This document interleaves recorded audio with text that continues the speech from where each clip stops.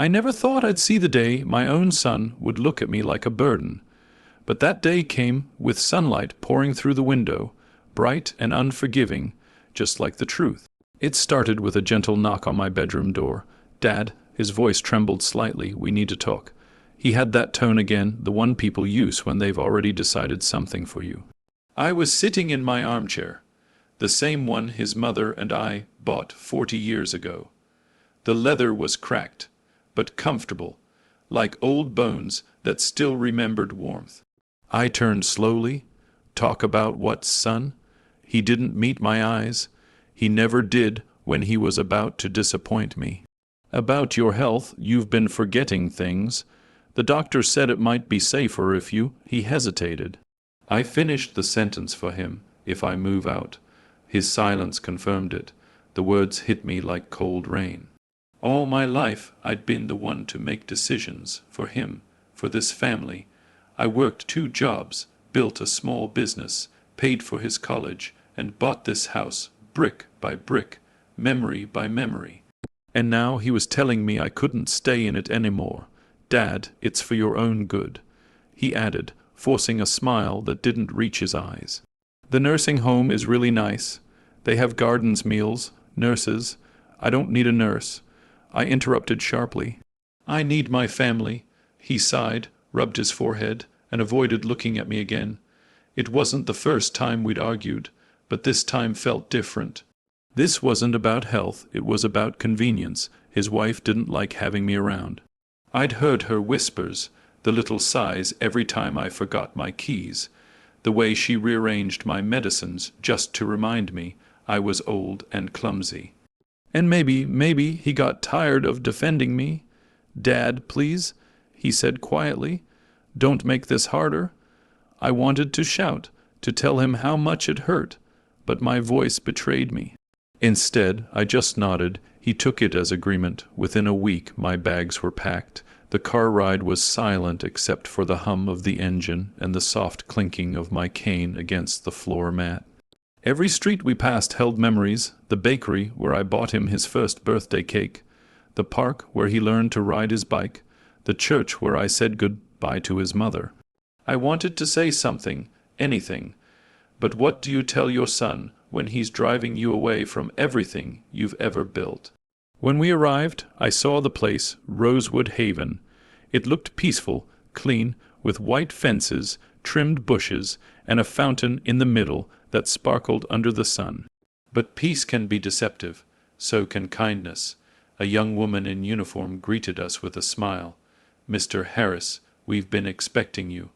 I forced a smile back, though my chest felt heavy. They spoke to my son more than they spoke to me, about my medications, my schedule, my room. It was like I'd stopped existing as a person and become a responsibility. When he left, he hugged me. "Dad, I'll visit soon." "Okay." I nodded again, but I knew what soon meant. It meant someday. After he drove away, I was led to my room, small but clean, a single bed, a desk, a small window facing the courtyard. I sat on the bed, looked around, and whispered to myself, "So this is where I end up." But life has a way of surprising you, especially when people think they know who you are, but they don't. Because what my son didn't know was that I had built this nursing home. Flashback, 35 years earlier back, when I was still strong enough to carry lumber and chase dreams.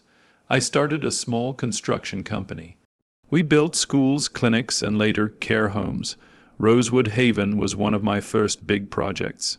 I poured my heart into it, made sure every room had sunlight, every hallway smelled like comfort, not medicine. When I sold my company years later, I kept a quiet clause in the ownership, a special shareholding right. It gave me partial control over Rosewood's operations. Not many people knew, not even my son. Because when you've built something from nothing, you don't just let go, you plant pieces of yourself in it. That first night I didn't sleep. I just stared at the ceiling, thinking about my life. I wasn't angry. Not really. I was disappointed, not in him, but in how little he understood what love looks like when it grows old. I thought about his childhood, How he used to sit on my shoulders at the fair, laughing so hard the whole world seemed brighter. How, when he broke his arm, I slept beside his bed for 3 nights straight, and now he couldn't spare one night to talk to me before sending me away. But I also thought, maybe it's not his fault. Maybe it's the world's fault. A world that teaches kids to chase success and forget the hands that raised them. A world that sees the elderly as fragile bodies, not walking libraries of experience. Still, I couldn't just sit there. If I was going to spend the rest of my days in Rosewood Haven, then I would own my place here, literally and figuratively. The next morning I put on my best shirt, combed my hair, and asked to meet the facility manager. She looked surprised. "Mr. Harris, is there a problem?" "Not at all," I said with a faint smile. "I just need to check something about the property records." When she brought them, I pointed at a name at the bottom of the page. Her eyes widened. "You're that Harris?" I nodded. "Yes, the one who built this place." Her expression changed immediately from polite professionalism to stunned respect. From that day on, the way people spoke to me changed. The staff started calling me Mr. Harris, sir. The nurses smiled differently, and when the residents learned who I was, they started coming to me for advice on gardening, books, even life. I wasn't just another old man anymore. I was the man who had given them a home, and somewhere deep inside a spark reignited. A quiet determination. If my son thought he could put me here to fade away, he was wrong, because this wasn't the end of my story. It was just the beginning of a new chapter, one he'd never expected. That night, I stood by the window, watching the moonlight spill over the courtyard. Somewhere beyond those gates was the son I raised, living a life too busy to remember where he came from. But soon he would remember, not through anger, not through revenge, but through realization. Because one day, when the time was right, I'd let him see the truth that the father he thought he'd abandoned was never powerless. I smiled softly to myself and whispered, "Good night, Rosewood. Let's see what you and I can do together. When you lose your family's company, your health, and your home all in the same lifetime, you start believing you've outlived your purpose." That's what I thought my first week in Rosewood Haven, until I met the people who lived there. They weren't just patients or residents. They were stories. Each one carried decades of laughter, heartbreak, and wisdom, sealed inside fragile bodies that the world had stopped noticing. The first one to approach me was Clara, a retired teacher with silver hair and a sharper memory than most teenagers. She knocked on my door one morning, holding a plate of cookies. "I heard we have a newcomer," she said with a mischievous smile. "And newcomers don't eat alone here." I smiled back. "Is that the rule?" "It is now," she said, handing me a cookie. "I make the rules around here. Don't tell management." Her humor caught me off guard. For the first time since my son left me here, I laughed. And in that laughter, something cracked open, the heavy wall of bitterness I'd been building inside. Clara introduced me to the others, Mr. Thompson, an old war veteran who couldn't walk but told stories that made everyone stand taller. Martha, a widow who spent her days painting sunsets, because she said they reminded her of her husband's smile. Evelyn, quiet and gentle, who still wrote letters to her children every week, even though they never replied. They welcomed me like family, not because of my past, not because of who I was, but simply because I was there, one of them. And slowly, I stopped counting days. Every morning, I would walk through the halls, my halls, with my cane tapping rhythmically on the tiled floors I once designed myself. It was strange. I knew every corner of this place before I ever lived in it. I remembered choosing the wallpaper, the lighting, even the size of the windows to ensure every resident got a slice of sunlight. But now I was one of those residents, a living piece of my own creation, and yet, for the first time in years, I felt useful again. One afternoon I noticed a problem. The main garden, my favorite part of Rosewood, had been neglected. The flowers drooped, the soil was dry, and the benches were broken. I asked one of the staff about it. "Budget cuts?" she said with a shrug. "We can't maintain it right now." Budget cuts. That phrase always irritated me, because behind every cut was something valuable being lost.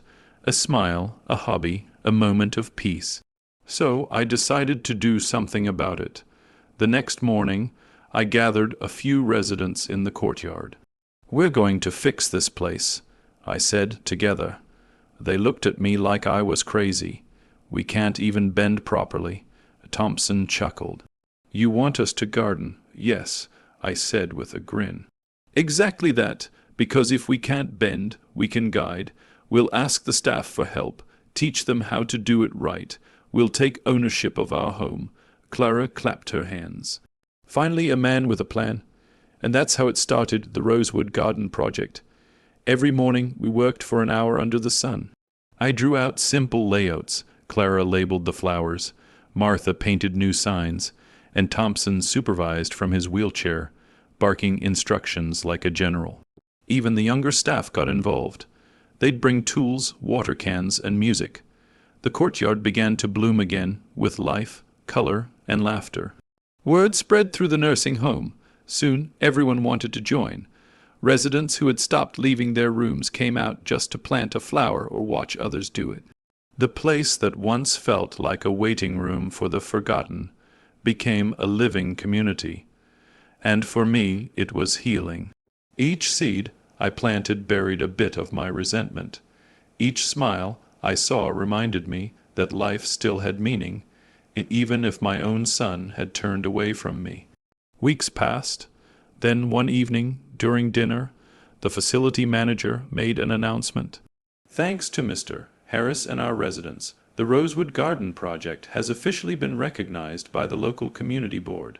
They'll be donating supplies for next season." Applause filled the dining hall, and for the first time I felt proud again, not just of my past, but of who I still was. After dinner, Clara sat beside me. "You know, you're different," she said softly. "How so?" I asked. "You walk around here like a man who still owns something, like this place belongs to you." I chuckled. "Maybe it does," she smiled knowingly. "I don't doubt it." Her words lingered. Part of me wanted to tell her the truth, that I really did own a part of Rosewood Haven. But another part of me wanted to keep it quiet, because for once I was being seen not as a boss or a provider, but as one of them. And that felt more precious than any title. One rainy night, I sat by the window and watched the droplets slide down the glass.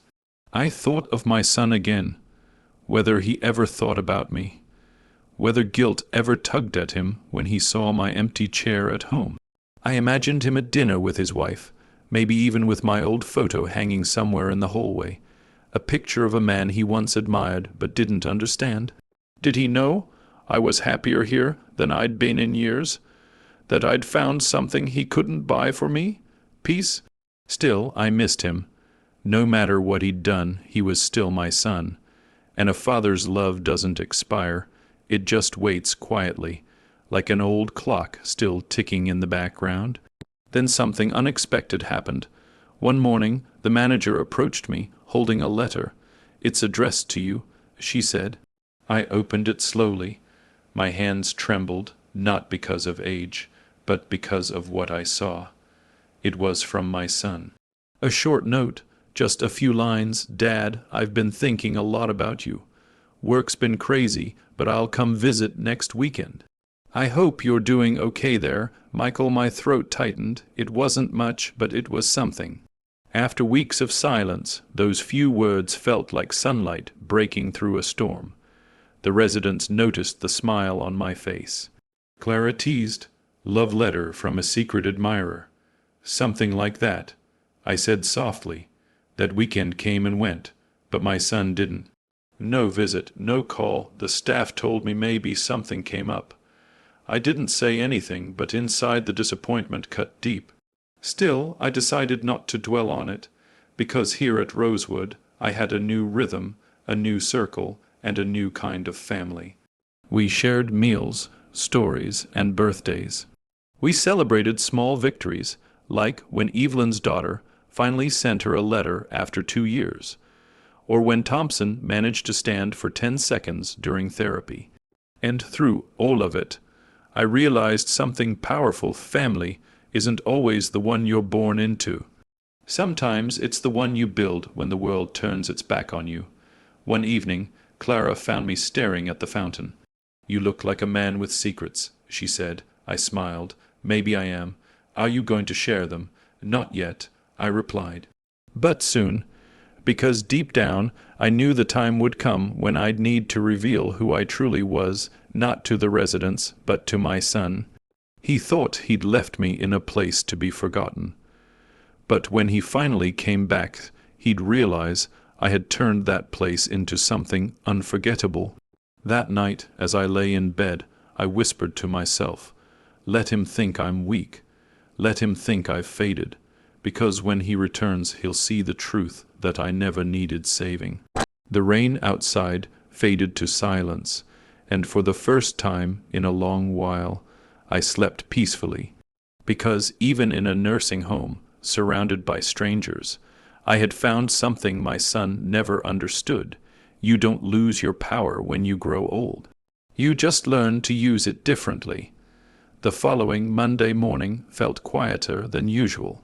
The hallways of Rosewood Haven hummed with routine, nurses pushing medication carts, the smell of oatmeal and disinfectant mixing in the air. But I wasn't really there, not in spirit. I sat by the window of my room, staring at the empty driveway. That's where my son was supposed to appear. Last Saturday, he'd written that letter, promised to visit, and I'd spent the entire day waiting, dressed in my best sweater, shoes polished, hair combed like it was his graduation day all over again. Every time a car passed by the gate, my heart jumped. Every time it wasn't him, it sank again. By evening, when the light outside turned golden and the nurses started drawing the curtains, I knew he wasn't coming. Still, I sat there for another hour, because fathers wait, even when they know. Clara found me sitting there the next morning.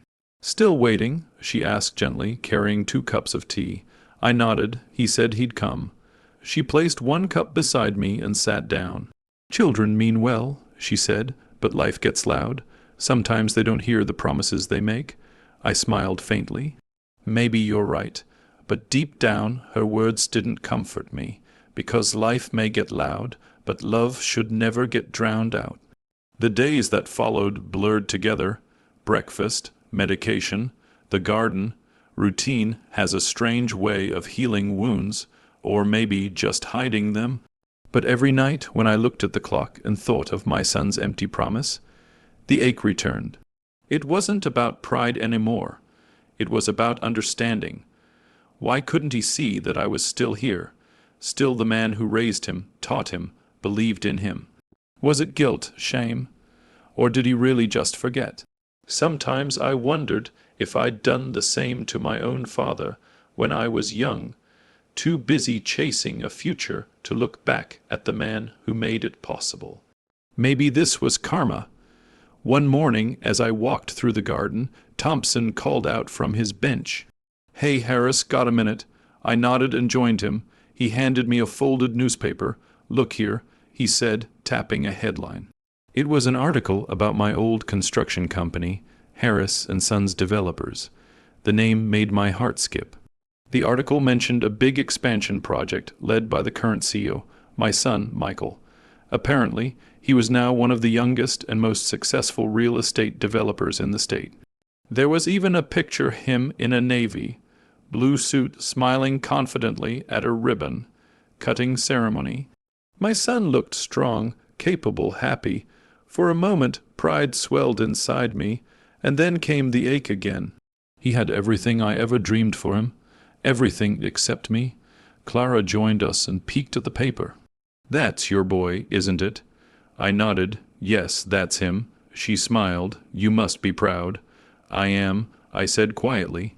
But my voice didn't sound convincing, because what kind of pride carries this much pain? Later that week, the manager called me to her office. She had a gentle look on her face, the kind people use when they're about to tell you something disappointing. "Mr. Harris," she said softly, "your son called earlier. He won't be able to visit this month. He said he's traveling for work." I just nodded.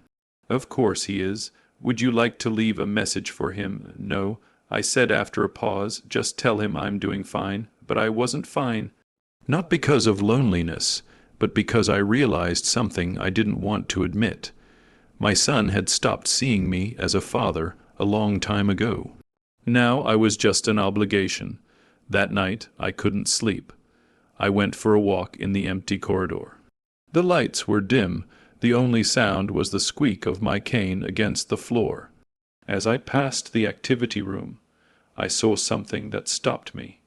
A group of night shift nurses sitting together, laughing softly, playing cards. They looked so young, so full of life. I stood there for a moment, unseen, and thought about time, how it slips through your fingers like sand. One day you're holding your child's hand, guiding them across a street. The next, you're holding a cane, waiting for that same child to cross your path again. Life is cruelly poetic that way.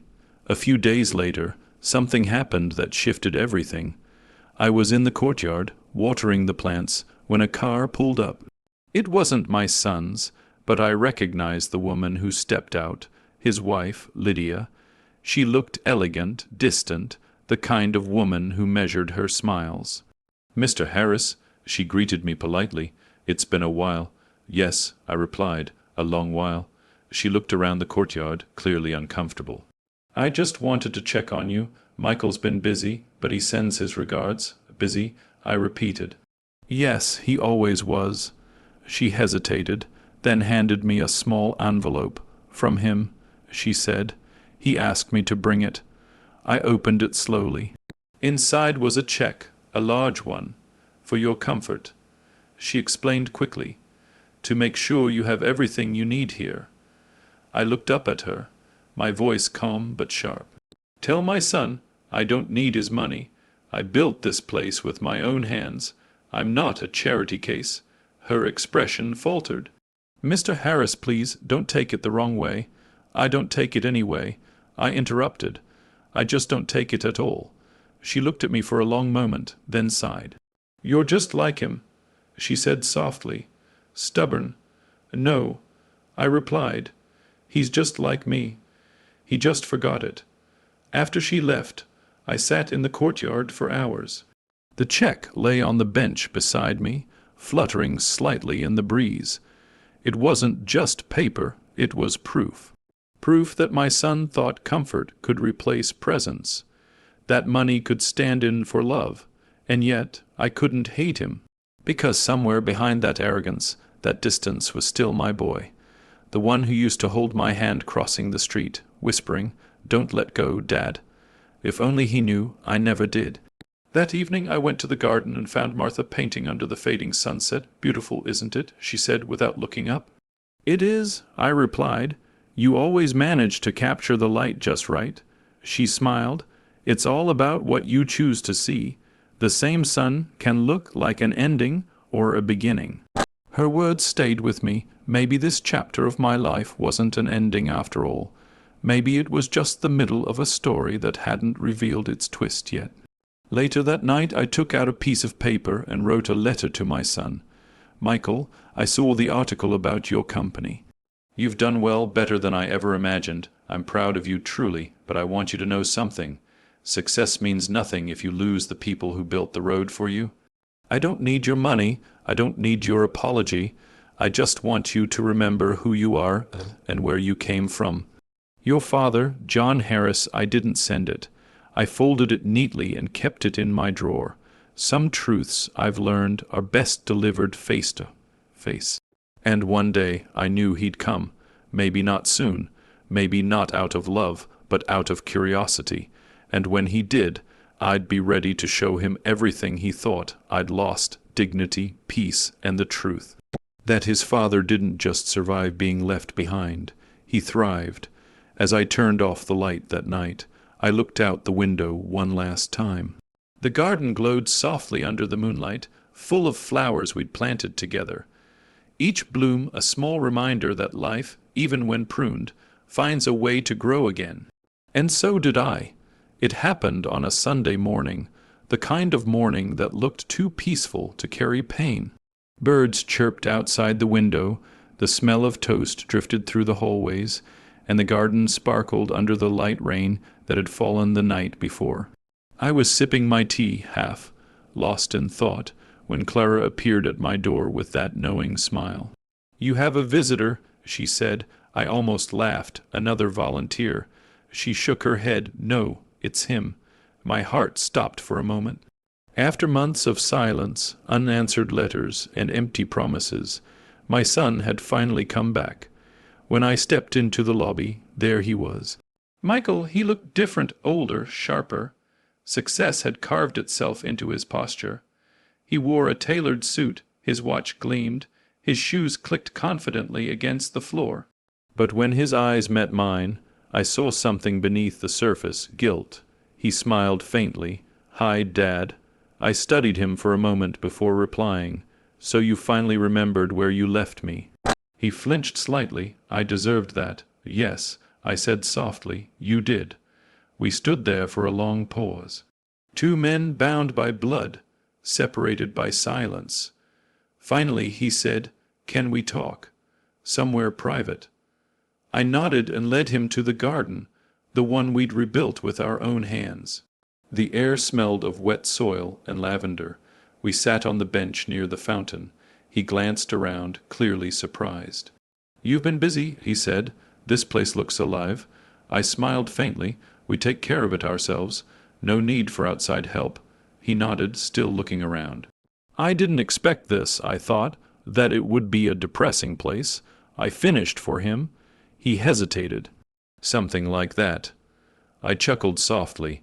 "That's because you don't know how to look at people who refuse to fade."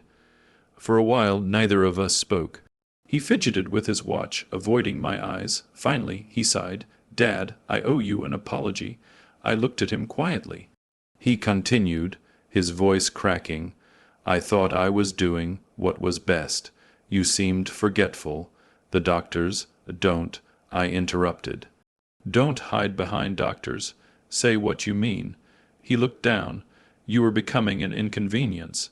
The honesty stung, but at least it was honesty. I nodded slowly. "There it is." He rubbed his forehead. "I thought putting you here would make things easier, for you and for us." "Easier for you," I corrected. "Not for me." He swallowed hard, shame flashing in his eyes. "I'm sorry," he whispered. "I really am." I didn't answer right away. I wanted to, but forgiveness isn't something you hand out like spare change. So instead I asked, "Do you know who built this place, Michael?" He looked confused. "What? Rosewood Haven," I said. "Do you know who built it?" He frowned. "I don't know, Dad. Some company, years ago." I smiled slightly. "Yes, my company? Harris and Sons Developers?" His mouth fell open. "You mean?" "Yes," I interrupted. "This place, every brick, every hallway. I designed it, funded it, and made sure it was built to feel like home, not a prison." He stared at me, speechless. I continued, "When I sold the company, I kept part ownership of Rosewood. I never told you because I wanted you to earn your own name, not live under mine. But I guess the irony is you sent me to a place that I still own." He blinked, stunned. You own this place?" "Yes," I said calmly. "The man you put in a nursing home happens to own the nursing home." The silence that followed was heavy. He didn't know where to look. His hands trembled slightly as he ran them through his hair. "Dad, I had no idea." He stammered. "I know." I said, "Because you never asked." He looked up, eyes glistening. "Why didn't you tell me? Would it have mattered?" I asked. "Would you have treated me differently if you knew I was still a man of worth?" He didn't answer because we both knew the truth. The fountain trickled between us, its soft sound filling the silence. After a while he whispered, "You're right. I stopped seeing you as my father. I saw you as old, someone who needed to be managed, not respected." His honesty broke something in me and healed something else. I looked at him and said quietly, "Growing up, You used to hold my hand and say, "Don't let go, Dad." Do you remember that? He nodded slowly. Well, I said, you let go a long time ago, but I never did. I just learned to stand still while you ran away. He bowed his head, voice trembling. I'm sorry, and for the first time it sounded real. I took a deep breath, staring at the blooming roses nearby. Do you know what forgiveness is, Michael? I asked. He looked up. What? It's not forgetting. It's understanding why someone broke your heart and deciding not to let it turn you bitter. He wiped his eyes. Can you forgive me? I thought for a long moment. Then I said I already did, the moment you drove away that day. He blinked in surprise. Because anger, I continued, is like holding your breath, hoping someone else suffocates. I couldn't live like that. I found peace here, and believe it or not, I'm grateful you brought me here. Grateful? He asked, confused. Yes, I smiled, because you thought you were sending me away to fade, but you actually sent me to rediscover who I was. He looked around again, at the residents laughing in the courtyard, the nurses chatting, the flowers swaying gently in the breeze. This is what you've built? He asked softly. No, I said. We built it, the people here, the forgotten ones. They reminded me that even when life puts you on the sidelines, you can still change the game. Then, for the first time in years, he reached out slowly, hesitantly, and placed his hand over mine. I've been such a fool, he whispered. I chased everything except the one thing that mattered. Then stop chasing, I said. Just sit, be my son again. He nodded, tears glimmering in his eyes. We sat there for a long time, no words, just the quiet hum of forgiveness between us. Before leaving, he said, Dad, I want to do something for you for this place. Let me renovate the east wing, bring in new beds, better facilities. I raised a hand to stop him. No, I said gently. Don't fix things with money. Fix them with time, visit, talk, sit down with these people. That's worth more than all the renovations in the world. He nodded, eyes wet. You're right. As he turned to go, I added softly, and Michael, next time, don't wait for an old man to die before you start remembering him. He froze, turned, and whispered, I won't. After he left, Clara appeared beside me with her cane, smirking. So, how'd it go? I smiled faintly. Let's just say the truth finally showed up. She chuckled. About time. That night, I sat by the window again. But this time I wasn't waiting. The ache in my chest had quieted, because I finally understood something that years of parenting hadn't taught me. Sometimes love needs distance to mature. My son had finally seen me, not as an old man in a chair, but as the man who taught him to stand tall. And maybe, just maybe, this was the beginning of something new, a second chance at being father and son again. As I turned off the light, I whispered, Good night, Rosewood. You've given me more than shelter. You've given me redemption. And for the first time in years, I slept without waiting. When I first arrived at this nursing home, I remember feeling small, powerless. My son's words still echoed in my ears. Dad, it's for your own good. You'll be taken care of here. Taken care of. That phrase felt like a verdict, not comfort. But over the weeks, I started observing everything, not as a helpless old man, but as the man who built this place brick by brick. Of course, no one here knew that. The staff thought I was just another elderly resident. The residents, well, they saw me as someone who had joined their forgotten ranks. And maybe that's exactly what I needed to see what my dream had become when stripped of my name. Every morning, I'd sit by the window, coffee in hand, and watch the nurses begin their shifts. I'd see their tired eyes, their rushed hands, their heavy sighs when the supervisor wasn't looking. I remembered when I hired people like them, bright-eyed, compassionate, and driven by purpose. I used to tell them, you're not here to work, you're here to heal souls. But now it had turned into a business, efficiency over empathy, schedules over smiles, and I realized maybe that was my fault too. I built this place to protect people like me, to give elders a home filled with dignity, but somewhere along the way the world changed. Profit swallowed purpose. My own son had become part of that machinery, efficient, professional, distant. Still, I stayed silent, not because I couldn't speak, but because I wanted to see. One evening, I heard a nurse scold a frail old man named George for spilling soup.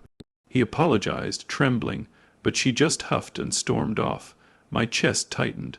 I saw myself in him, embarrassed, small, punished for being human. So I walked over, grabbed a napkin, and knelt beside him. "It's all right," I said softly. "We all spill sometimes." He looked at me with watery eyes and whispered, "They forget we're still people." Those words hit harder than any insult my son had ever thrown. That night, I wrote it down in my notebook, the same one I'd once used to design the first wing of this home. They forget we're still people. It wasn't just George who felt that way. It was everyone here, the silent ones, the resigned ones, the forgotten ones. They had learned to live without being seen. And I made a decision that night. If my son wouldn't remember the values I taught him, I'd remind him myself, not with anger, but with dignity. The next morning, I requested a meeting with the facility director. He brushed me off at first, until I mentioned a few things only the original founder could know. The secret blueprint in the West Wing wall. The old funding clause that required 20% of beds to be reserved for low-income elders. The motto engraved behind the reception desk, "Where every soul matters." The director's face went pale. He stammered, "Mr. Hughes, this is your home." I nodded. It was. I said quietly, "Now I want to make sure it still is." Word spread quickly. Staff whispered. Residents smiled for the first time in weeks. And my son, my son, came rushing in the next morning, panic written all over his face. "Dad, why didn't you tell me?" he demanded. I looked at him calmly. "Would you have listened?" He didn't answer. He didn't need to. The silence said it all. I didn't scold him. I didn't lecture. Instead, I invited him to walk with me through the halls to see what I'd seen, to hear what the residents whispered when the lights went out. I introduced him to George, to Maria, who hadn't had a visitor in 3 years, to Ellen, who still cried every night for her lost wedding ring. I made him see them. When we reached the courtyard, I sat him down on the same bench where I used to sit decades ago, watching new residents arrive. "This isn't just a business, son," I said softly. "It's a promise to treat people the way we hope to be treated when we can no longer stand tall." He swallowed hard. "Dad, I didn't mean to hurt you." I nodded. "I know, but meaning well isn't enough. We have to live well." He looked down at his hands, ashamed. And for the first time, I saw not the man who abandoned me, but the boy who once held my hand on this same bench. Days passed. Something changed in him, in everyone. The nurses smiled more. Residents started laughing again. The air felt lighter. My son began visiting daily, not as a director, but as a son. He'd bring chess pieces, help serve meals, and even listen to stories he once thought were boring. One day, he said quietly, "I want to restore the place. Bring it back to what you built it to be." I smiled. "Then start by restoring yourself. The home will follow." He nodded, eyes glistening. That was the moment I knew. Dignity isn't given. It's lived. Now, when I walk these halls, people nod respectfully. Not because I'm the owner, but because I reminded them what this place stands for. The residents walk taller. The staff work gentler. And my son, he finally calls me Dad. Again, not Mr. Hughes. Funny, isn't it? I came here thinking I'd lost everything, my freedom, my pride, my family. But in this nursing home, the one my son put me in, I found something far greater. Peace. Before I go to sleep each night, I whisper the same thing to myself, the words that started this all. They forget we're still people. But now I smile after saying it. Because here, in this place I once built and once feared, people are starting to remember again. And maybe, just maybe, that's the legacy I was meant to leave. For years, I thought my son had forgotten who he was. But now, as I watched him walk through the same holes where he once ran as a boy clutching his toy car, I realized something deeper. He hadn't forgotten, he'd buried it. Success, pride, and the hunger to prove himself had buried the heart I once knew. And maybe I was the one who taught him to do that. The day after our long talk in the courtyard, I saw him arrive earlier than usual. No suit, no tie, just a plain shirt, sleeves rolled up like I used to wear when I worked the floor. He didn't head to the office this time. He went straight to the common room.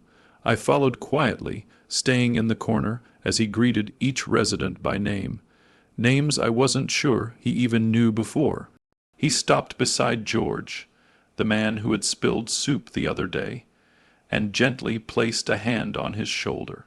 "Mr. Lewis, I heard you're the chess champion here," my son said with a small smile. George blinked in surprise, then laughed, a deep, hearty sound I hadn't heard from him before. "Champion, maybe 20 years ago. You play, young man." My son nodded. "Used to. Maybe you can teach me a few tricks." That moment, that simple, genuine moment, made my throat tighten. Not because of the game, but because he was listening. Later, during lunch, I found him sitting with some of the residents. Not eating in the staff lounge like before, but right there, in the middle of it all. He laughed at their jokes, listened to their stories, helped feed a woman who couldn't lift her spoon. It reminded me of his mother.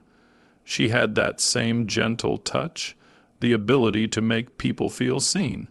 I used to think he'd lost that when she passed away, but now I could see it flickering again. That night, he came to my room. I was reading by the lamp when he knocked lightly. "Come in," I said. He sat down quietly, staring at the floor for a while before speaking. "Dad, I've been thinking about everything." I waited. Sometimes silence says more than words. He took a deep breath. "When I put you here, I told myself I was doing the right thing, that I was helping, but the truth is, I was embarrassed." His voice cracked. "I didn't want my friends or colleagues to see that the man who built this place was growing old, forgetting things, needing help. It made me feel weak." I looked at him, my son, the man I had raised to be strong, finally showing weakness, and I realized that vulnerability doesn't break us. "It frees us. Do you remember what I told you the day you graduated?" I asked. He nodded slowly. "You said, build things that outlive you," and he hesitated. "And I thought you meant buildings, companies." I smiled faintly. "No, son, I meant people." He looked at me, and I could see the tears he was fighting back. "You built this home for people like me," I said, "but what good is a building if the people inside forget what it's meant for?" He nodded. "I see that now." I reached for his hand. It felt rough, calloused, not from physical labor, but from years of holding on too tightly to control. "Then rebuild it," I said softly, "not with money, with meaning." He squeezed my hand. "I will, Dad. I promise." The next morning, change began. He called a meeting with the entire staff, something he hadn't done in years. "I know we've become focused on efficiency," he said, "but starting today, we'll focus on empathy." He announced shorter shifts, better pay for caregivers, and a new program to connect families with residents through weekend gatherings. He even set up a memorial garden in the courtyard for those who had passed away without anyone to remember them. When he asked me to help design it, I felt my heart swell. It wasn't about power anymore. It was about purpose. Days turned into weeks. The air inside the home began to change. Residents laughed more. Nurses hummed while working. The scent of fresh flowers replaced the stale odor of antiseptic. And my son, he began to smile like his mother used to. One afternoon, as I sat in the garden watching the wind move through the trees, he joined me. He placed a small wooden plaque beside a new bench. It read, "In honor of those who built more than walls, they built hearts." I ran my fingers over the carving. "Your mother would have loved this," I said softly. He nodded. "I think she would have been proud of you too." I chuckled. "Proud of us, son. This time we did it together." Later that evening I found myself looking at an old photo, me, my wife, and a younger version of him, standing right here when the first brick was laid. I remembered how his tiny hand gripped mine, his eyes full of dreams. I whispered to him then, "One day, this place will be yours." And now it truly was. Not just in ownership, but in spirit. He'd finally understood that legacy isn't about control, it's about compassion. A few nights later, he came to see me again. I was half asleep, but I heard the door creak open. "Dad," he said softly. "Yes, I want you to move back home with me." I opened my eyes. He looked nervous, like a boy asking for forgiveness. "I've made the guest room yours. We'll set it up the way you like. I'll take care of you this time." I smiled faintly. "Son, I'm fine here. This is home." He frowned, but I stopped him gently. "You see, when you first brought me here, I thought you were throwing me away. But you gave me something I didn't know I needed, a reason to remind you of who you are." He blinked, eyes glistening. "You did remind me," he whispered. I smiled. "Then my work here is done." That night, as I lay in bed, I realized something beautiful. I didn't need to leave this place to go home. Because home wasn't a building or an address. It was reconciliation.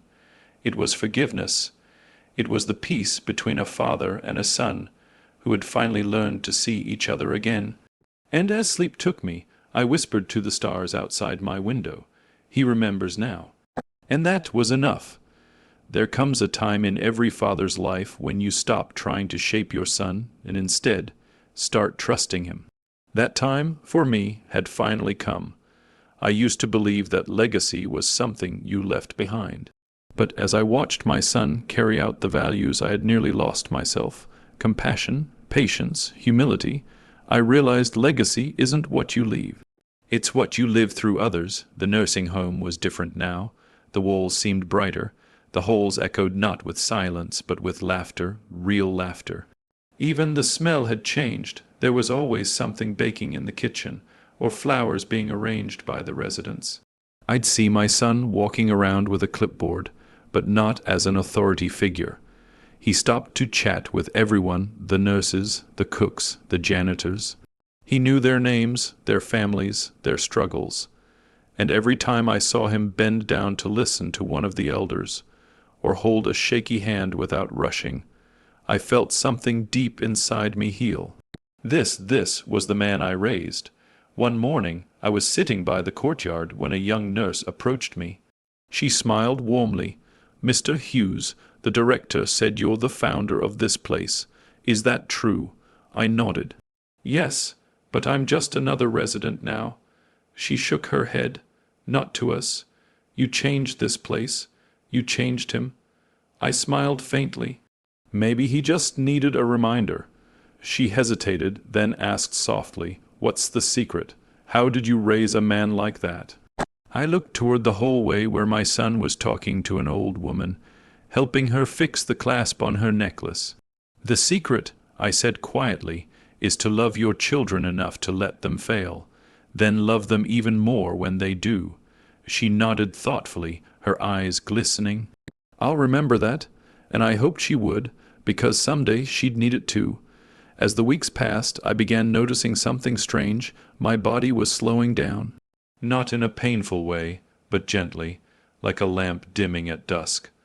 I'd get tired easily, forget small things, drift off mid-conversation.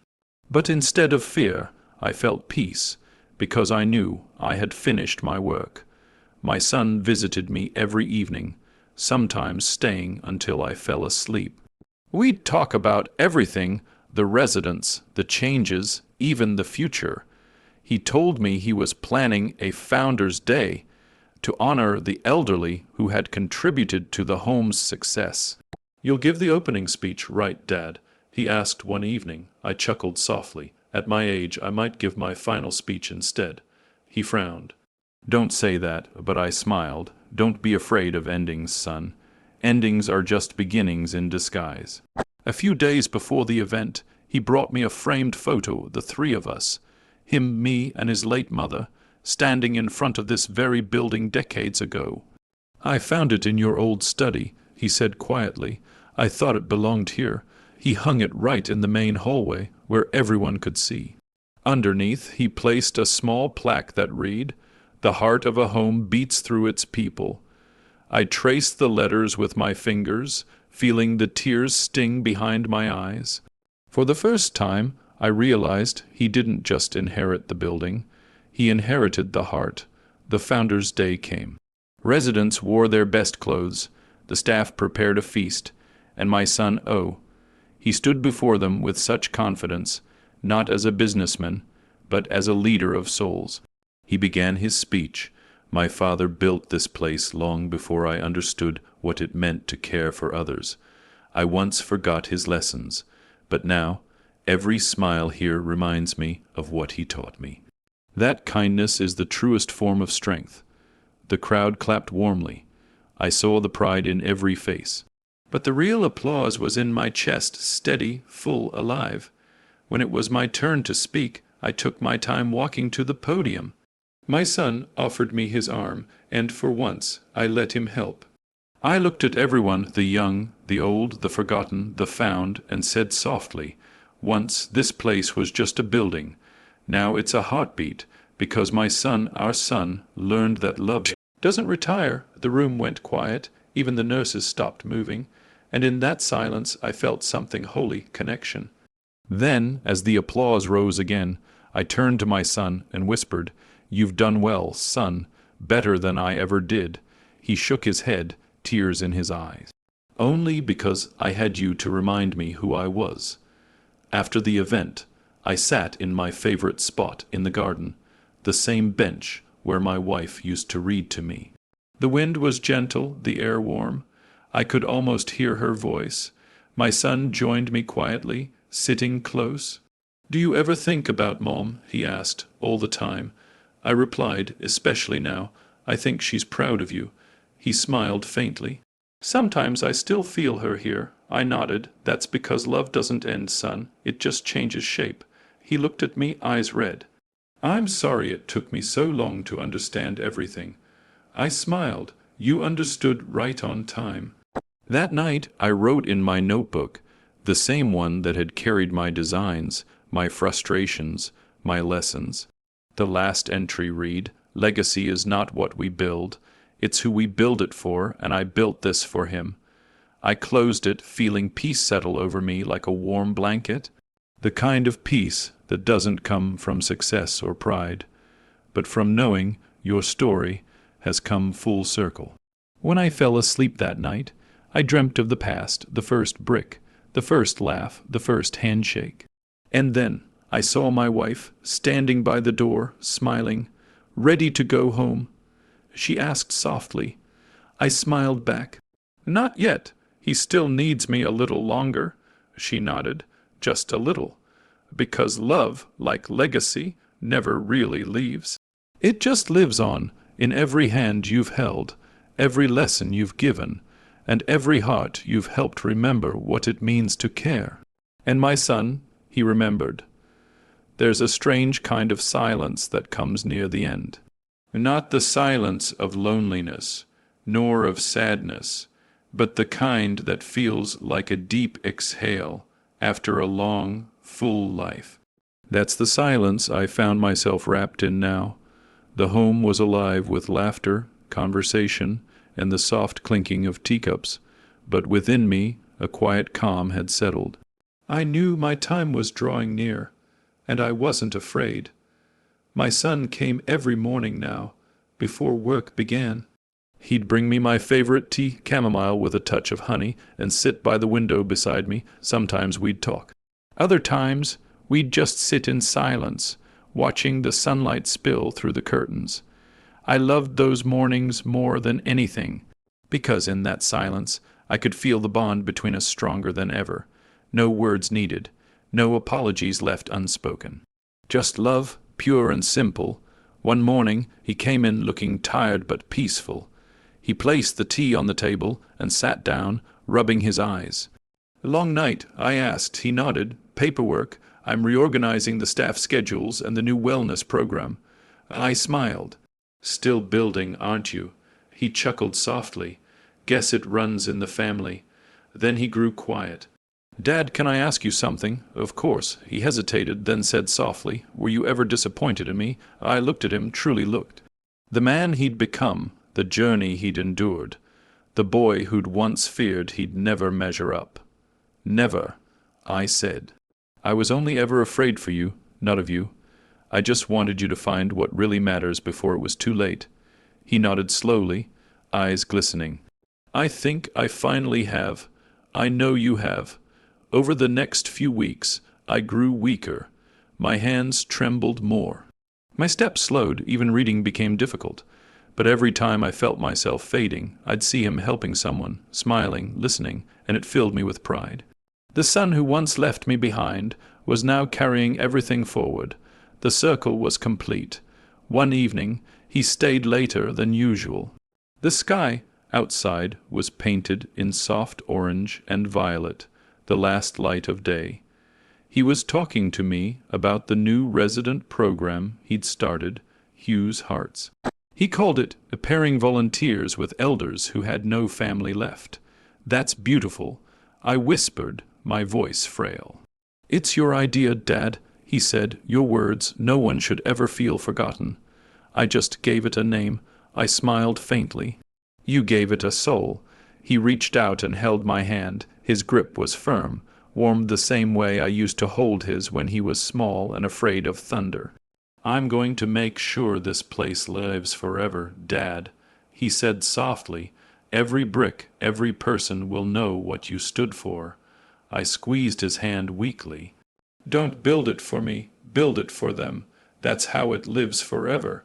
He nodded, tears running down his cheeks. And for the first time I saw him cry, not out of guilt or loss, but out of love. That night, after he left, I asked the nurse to open the window by my bed. A cool breeze drifted in, carrying the scent of the garden, roses and lavender, just like my wife used to plant. I closed my eyes, and for a moment I could almost hear her voice again. "Look at you," she whispered in my mind. "You did it?" I smiled. "We did it." The next morning, my son came earlier than usual. He found me still sitting by the window, my hands resting on that old leather notebook, the one that had followed me from the beginning. He touched my shoulder gently. "Dad." When I didn't move, he sat beside me, holding my hand. It was warm from the sunlight, but still peaceful. He opened the notebook and saw the final words I had written the night before. "If he remembers kindness, then I can rest. Because love, real love, never retires." He closed the notebook slowly, pressing it to his chest. And in that moment, he didn't cry like a man mourning loss. He smiled like a son who finally understood what love truly meant. Weeks later, the home held a quiet ceremony. The residents, the staff, even families I'd never met before gathered in the garden. My son stood before them, holding the same notebook. His voice was steady but full of emotion. "My father didn't just build this home. He began. He built a place where dignity lives, where no one is ever made to feel small, forgotten, or unloved. He reminded me that success isn't about how high you climb, but how gently you lift others along the way." He looked toward my favorite bench and smiled. "Dad, you once told me that legacy isn't what we leave behind, but what we pass on. I promise you, your legacy lives on here, in every heart that remembers to care." The crowd fell silent. Then, one by one, the residents placed white flowers around the garden fountain, each whispering a thank you. I like to think that somewhere I was there, too, in the wind that rustled the trees, in the laughter that echoed through the halls. Time moved on, seasons changed. And every year, on the anniversary of that day, my son would stand in the courtyard and read the same words from my notebook aloud to the residents, words I once wrote when I feared I'd been forgotten. They forget we're still people. Then he'd smile and add, "But here, we never forget again." And the home, my home, would echo with warmth, laughter, and the kind of love that outlives even time itself. If I could speak to him one last time, I'd tell him this: "You didn't put me in a nursing home, son. You brought me home again, and in doing so, you brought yourself there, too. That's the real ending. Not sorrow, not regret, just peace and a love that learned how to last forever."